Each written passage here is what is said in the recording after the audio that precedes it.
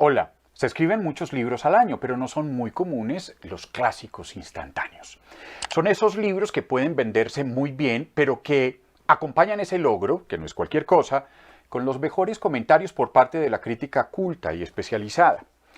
Esos libros me producen a mí mucha felicidad y me hacen celebrar esa maravillosa creación que es la literatura. Pues la obra que tengo en mi compartimento secreto de guiones literarios es una de esas. Es un libro sobre el perdón y la necesidad de conocer la verdad. Una novela sobre las consecuencias profundas de la violencia. Patria, de Fernando Aramburu. Quedé fascinado. Bienvenidos al Ojo Nuclear, un espacio para lectores biónicos.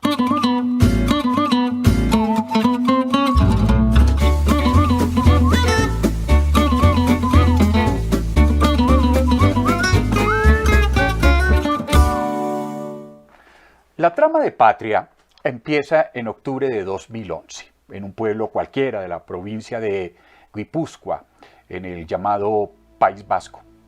La banda terrorista ETA acababa de declarar el alto al fuego unilateral y el fin de su lucha armada.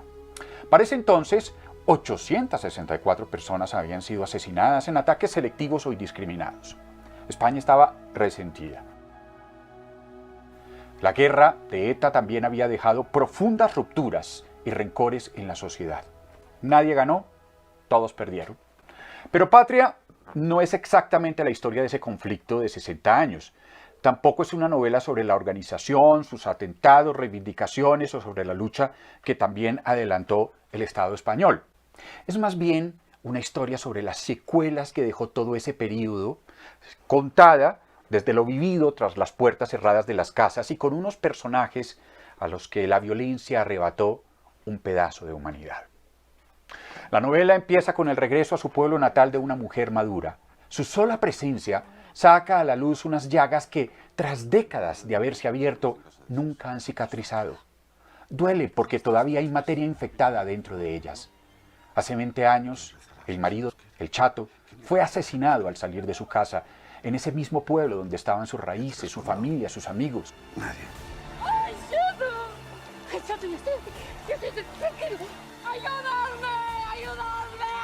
Y desde esa tarde lluviosa del crimen, la mujer no había vuelto.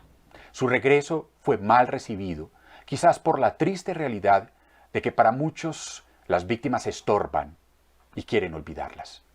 Sin embargo, durante todo este tiempo, víctimas y victimarios han estado pagando las consecuencias. Algunos en la cárcel, otros en el espacio en que se pagan las peores penas, debajo de la propia piel. Para ninguno de los protagonistas de esta historia ha habido perdón, olvido, ni mucho menos verdad. Y precisamente a buscar eso es que vuelve a su pueblo. Ella no busca venganza, ni más castigo del que todos ya han tenido. Ella quiere terminar de hacer su duelo. Patria habla de dos familias a las que la violencia terminó separándolas y fracturándolas internamente. Antes eran casi una sola, tras años de una amistad entrañable. Ahora se desprecian mutuamente. Lo interesante es que a través de esos casos tan concretos, Fernando Aramburu está contando la historia de todo un pueblo, pero además de un asunto universal. Yo mientras leía este libro, pues no dejaba de pensar en mi país, Colombia, en la necesidad que tienen muchas víctimas de conocer la verdad y de oír de parte de sus victimarios la palabra perdón, acompañada de acciones de resarcimiento. Algunos de ellos ya desistieron de la venganza, porque consideran que lo importante es seguir viviendo en paz o morir sin el peso del odio. Pero por otro lado tampoco pude olvidar a tantos que no pueden deshacerse del rencor, de las amistades rotas sin remedio, de las familias a las que las circunstancias las encerraron en bandos opuestos. Esta novela también es una reflexión sobre los victimarios, especialmente aquellos que en algún momento de sus vidas se dan cuenta de lo absurda que fue la violencia en la que se metieron, de lo inútil de su sacrificio, de lo miserable que ha sido su existencia por cuenta de un ideal que asumieron ingenuamente y terminó por traicionarlos. Fernando Aramburu nació en el País Vasco, concretamente en San Sebastián, una ciudad que también juega un papel muy importante en este relato. Aunque fue profesor durante 30 años en Alemania, él también vivió de cerca este conflicto Armó esta novela a partir de diferentes testimonios recogidos entre gentes vascas, algunos de ellos partidarios de la violencia tanto porque participaron en ella como porque callaron cómplices, otros desde la indiferencia por lo sucedido. Aquí no hay juicios morales de ninguna clase. Y los personajes, tan bien definidos, tan propios, son los que con sus acciones y diálogos van pintando la atmósfera de aquellos años, con el miedo, la desconfianza, el adoctrinamiento, la presión social y la rabia.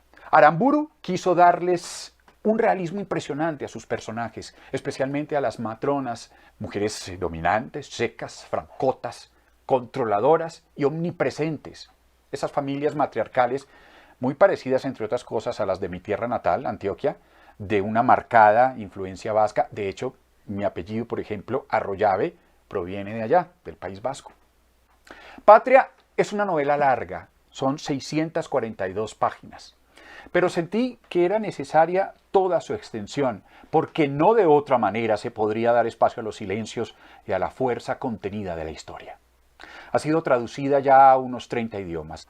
Está elaborada con un español bellísimo y en algunos momentos juguetón. También hace uso de varias palabras en euskera, acompañadas de un glosario muy necesario al final del libro. De esta novela se hizo una miniserie de HBO, de la que han estado ustedes viendo imágenes en este video, y Hasta Patria fue adaptada al cómic. Se ve que Aramburu le metió toda su fuerza y conocimiento que tenía para escribir esta novela.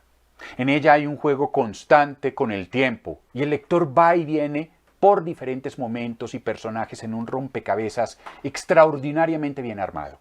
Les decía que este es otro clásico instantáneo, quizás porque advierte que los errores que todos hemos cometido en la vida alguna vez van horadando poco a poco las grietas del alma hasta penetrar en nuestra soledad, donde nos preguntan por qué no nos detuvimos a tiempo, por qué no paramos a tiempo las equivocaciones, por qué causamos dolor sin quererlo o queriendo y por tanto tantas veces le hicimos atentados terroristas a nuestra propia felicidad. Muchas gracias por acompañarme en este video. Si les pareció bueno, me ayudarían mucho recomendándoselo a otras personas y suscribiéndose a mi canal. Hasta la próxima.